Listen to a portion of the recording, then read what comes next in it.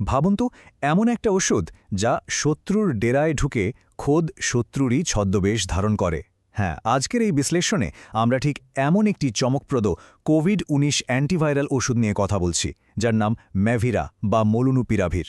এটি সাধারণ কোনো বড়ি নয়। ভাইরাসের বিরুদ্ধে এটি একদম একটি আণবিক ট্রোজান হর্স বা ছদ্মবেশী সৈনিকের মতো কাজ করে।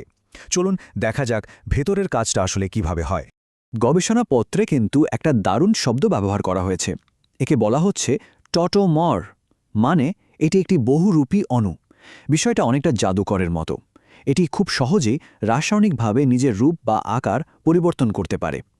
এটি এমন নিখুঁত ছদ্মবেশ ধারণ করে যে ভাইরাস টেরই পায় না সে বাইরের কোনো শত্রুকে নিজের ভেতরে টেনে নিচ্ছে, আর মূলত এভাবেই সে নিজের ধ্বংস নিজেই ডেকে আনে। চলুন এবার দেখে নিই লক্ষ্যমাত্রা কী বা ঠিক কাদের জন্য এই ওষুধটি নির্দেশিত। আপনারা জানেন যে কোভিড-19-এর বেশ কয়েকটা স্তর আছে, তাই না? যেমন ধরুন লক্ষণহীন, মৃদু, মাঝারি, তীব্র আর একদম সংকটাপন্ন অবস্থা। এই ঔষধটার টার্গেট কিন্তু সবাই নয়। মূলত যেসব প্রাপ্তবয়স্ক রোগী হাসপাতালে ভর্তি নন কিন্তু মৃদু থেকে মাঝারি লক্ষণে ভুগছেন, তাদের জন্যই এটি তৈরি। তবে এখানে সবচেয়ে ইম্পর্টেন্ট পয়েন্ট হল রোগীর রক্তে অক্সিজেনের মাত্রা বা SpO2 লেভেল অবশ্যই 94% বেশি থাকতে হবে। অক্সিজেন লেভেল এর নিচে নেমে গেলে এই ওষুধটি আর ব্যবহার করা যাবে না। এবার আসি সবচেয়ে ইন্টারেস্টিং পার্টে, ভাইরাসের ভেতরে অনুপ্রবেশ এবং অন্তর্ঘাত। একটু আগে যে টোটোমার শব্দটা বললাম, তার মানে হল এই অণুটা খুব সহজেই দুটি ভিন্ন রূপের মধ্যে আসা যাওয়া করতে পারে। ম্যাভিরার ক্ষেত্রে ব্যাপারটা হল সে ভাইরাসের আরএনএ তৈরির মূল উপাদান সাইটিডিন বা ইউরিডিনের একদম পারফেক্ট অনুকরণ করতে পারে। এতে ভাইরাস বোকা বনে যায়। সে ভাবে, আরে এ তো আমারই তৈরির কাঁচামাল, আর এভাবেই ওষুধটি ভাইরাসের জেনেটিক উপাদানের ভেতর ঢুকে পড়ে। কিন্তু দাঁড়ান, আপনাদের মনে কি একটা প্রশ্ন জাগছে না? ভাইরাসেরও তো নিজস্ব একটা সিকিউরিটি সিস্টেম বা ভুল ধরার ব্যবস্থা থাকে, যাকে এক্সোনিউক্লিয়াস বলে।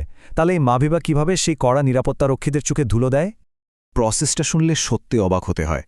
প্রথমে ম্যাভিরা সি এবং ইউরোপের মধ্যে অদলবদল করে। এরপর ভাইরাসের পলিমারেজ এনজাইম একে সাধারণ উপাদান ভেবে নতুন আরএনএতে দিব্যি গেঁথে নেয়।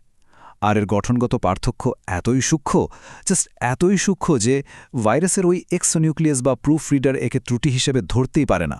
ব্যাস, এরপর এটি নীরবে ভাইরাসের কোডের ভেতর ঢুকে গিয়ে অসংখ্য মারাত্মক ত্রুটি বা মিউটেশন তৈরি করতে শুরু করে। আর এই পুরো প্রক্রিয়ার রেজাল্ট কি জানেন? বিজ্ঞানের ভাষায় একে বলে ভাইরাল এরার ক্যাটাস্ট্রফি, বা সোজা কথায় প্রাণঘাতী মিউটেশন। মানে ভাইরাসের জেনেটিক কোডে এত ভুল জমা হতে থাকে যে সে আর নতুন করে নিজের প্রতিলিপি তৈরি করতে পারে না। নিজের ভুল কোড কপি করতে করতে এক পর্যায়ে ভাইরাসটি পুরোপুরি ধ্বংস হয়ে যায়। আক্ষরিক অর্থেই গেম ওভার। তবে এই কৌশলটা সফল হতে হলে ব্যবহারের নিয়ম এবং ওষুধের মাত্রা কিন্তু কঠোরভাবে মানতে হবে। 40। এই 40 সংখ্যাটা খুব ভালো করে মাথায় রাখতে হবে আপনাদের। এটাই হলো এই ওষুধের সম্পূর্ণ ডোজ। নিয়মটা হলো প্রতি 12 ঘন্টা অন্তর 200 মিলিগ্রামের 4টি ক্যাপসুল খেতে হয় এবং এটা টানা 5 দিন চালিয়ে যেতে হবে। হিসেব করলে দাঁড়ায় 5 দিনে মোট 40টি ক্যাপসুল। এর কোনো বিকল্প নেই। এই রুটিনটা একদম স্ট্রিক্টলি ফলো করা অপরিহার্য। আর হ্যাঁ, এখানে অত্যন্ত কঠোর একটা নিষেধাজ্ঞার কথা বলে রাখা জরুরি। 18 বছরের কম বয়সী শিশু বা কিশোর-কিশোরীদের কিন্তু এই ওষুধ কোনোভাবেই দেয়া যাবে না। কারণটা হলো এই বয়সীদের উপর ওষুধটির প্রভাব নিয়ে এখনও পর্যাপ্ত স্টাডি বা গবেষণা হয়নি, তাই চিকিৎসা বিজ্ঞানের রুলস অনুযায়ী তাদের জন্য এটা পুরোপুরি নিষিদ্ধ। এবার আমরা একটু পার্শ্ব প্রতিক্রিয়া এবং অন্যান্য সতর্কতার দিকে নজর দেব। সব ওষুধেরই তো কিছু সাইড এফেক্ট থাকে, তাই না? ম্যাভিরার ক্ষেত্রে সাধারণ পার্শ্ব প্রতিক্রিয়াগুলো হল ডায়রিয়া, বমি বমি ভাব, একটু মাথা ঘোরা বা মাথা ব্যথা।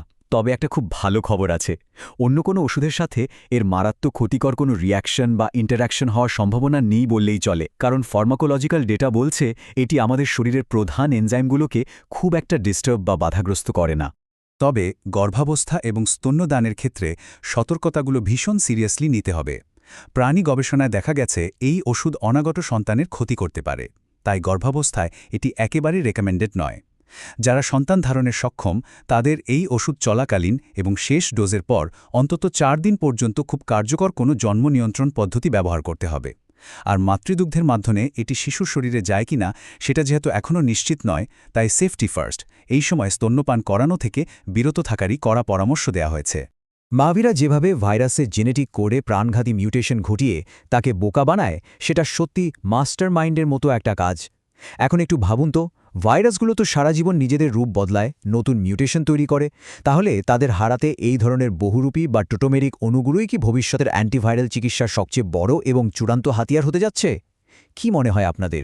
এই চিন্তার খোরাকটা আপনাদের জন্যই রেখে গেলাম। আজকের বিশ্লেষণ এখানেই শেষ করছি। এতক্ষণ সাথে থাকার জন্য অসংখ্য ধন্যবাদ।